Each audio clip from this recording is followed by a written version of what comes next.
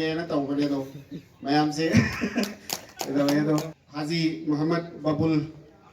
ꯑꯩꯈꯣꯏ ꯀꯂꯥꯝ ꯃꯤ ꯑꯃ ꯑꯣꯏꯔꯁꯨ ꯑꯃ ꯑꯣꯏꯔꯕꯁꯨ ꯇꯧꯔꯣꯏꯗꯕꯅꯤ ꯍꯥꯏꯕꯁꯤ ꯏꯅꯤꯡꯊꯧꯅ ꯌꯥꯝ ꯐꯖꯕ ꯃꯑꯣꯡꯗ ꯍꯥꯏ ꯑꯠꯆꯥ ꯁꯤꯒꯤ ꯃꯈꯥ ꯇꯥꯕ ꯍꯧꯖꯤꯛꯀꯤ ꯏꯃꯥꯝꯁꯤꯡꯒꯤ ꯃꯇꯥꯡꯗꯨ ꯏꯁꯥꯃꯛꯅ ꯍꯥꯏꯔꯦ ꯍꯦꯗ ꯀ꯭ꯋꯥꯔꯇꯔꯗ ꯐꯝꯃꯤꯟꯅꯕ ꯅꯨꯃꯤꯠꯇꯁꯨ ꯑꯩꯈꯣꯏ ꯁꯤꯒꯤ ꯋꯥꯐꯝꯁꯦ ꯑꯃ ꯈꯪꯉꯛꯑꯦ ꯃꯅꯤꯄꯨꯔꯗ ꯃꯁꯖꯤꯗ ꯏꯟꯀ꯭ꯂꯨꯗꯤꯡ ꯍꯤꯖꯤꯔꯤꯕꯥꯝ ꯌꯥꯎꯅ ꯃꯁꯖꯤꯗ ꯆꯥꯇ꯭ꯔꯦꯠꯀ ꯑꯅꯤ ꯑꯍꯨꯝ ꯂꯩ ꯃꯁꯤ ꯏꯃꯥꯝ ꯑꯣꯏꯔꯤꯁꯤꯡꯁꯤ ꯃꯧꯂꯕꯤ ꯉꯥꯛꯇꯅꯤ ꯏꯃꯥꯝ ꯑꯣꯏꯔꯤꯕ ꯃꯧꯂꯕꯤꯁꯤꯡꯁꯤꯒ ꯂꯣꯏꯅꯅ ꯃꯧꯂꯕꯤ ꯑꯣꯏꯗꯕ ꯃꯅꯤꯄꯨꯔ ꯁ꯭ꯇꯦꯠꯀꯤ ꯑꯣꯏꯅ ꯃौलाना मौलवी लिसिंग अहुमगा चमागा कुंथागा मरी मंगा लेरे होजी फोबदा हारिबिसिंग इंटरेस्ट ने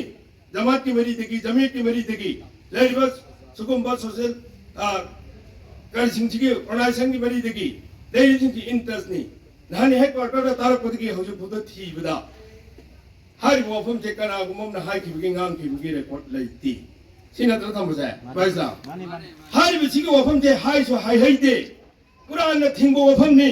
हदीस ने थिंगो वफम ने कुरान थिंगो वफम अदुबो चैलेंज तौरगा हदीस ने थिंगो वफम अदुबो चैलेंज तौरगा हाइरम नबदी मा पनिशमेंट फंगफम थोई मा तेरा फंगफम थोई हौजी अखोइना थीबदु फंग्रे जीरो ने हौजी एतिकी चिलिनाउ सिंह लई हाइना थंबिरबनिना मधु पर्टिकुलर कनानो कलिनो मसक ममिंग ताओ माबू पुखलांगा ऑनरेबल सीएम की बंगलोदा नत्रगा ngasi साथ की बंगलोदा मिया ममंगा पब्लिक प्लेस दा माबू मरम चावा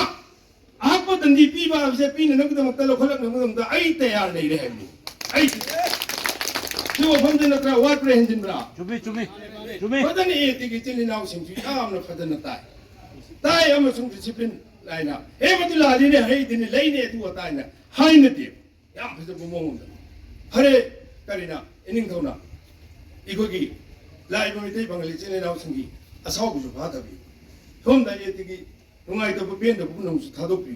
मतुंग ताबदि यामना नुंसी जाना लेमिन नबुदमता तौहैदब थबुक तौरोइसे तोमबगा चावबगा मैतैगी तोमबगा पंगनगी चावबगा खनबसे तोमबगा चावबगा खनै हाइसी मैतैगी पंगनगी खनै हाइरुइसी हाइबु हाइसे हाइबनि इगोइ इनिंगथौना सी भजदबसे हंजल कया रंग हाइरि थोरागा थोरक कांदा कोता मखै बुंगाव गाव लेरे वीडियो म मको उरे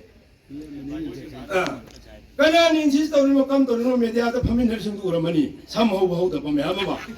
करम परानो ब तमिरु रिसे करम परानो ब करम ब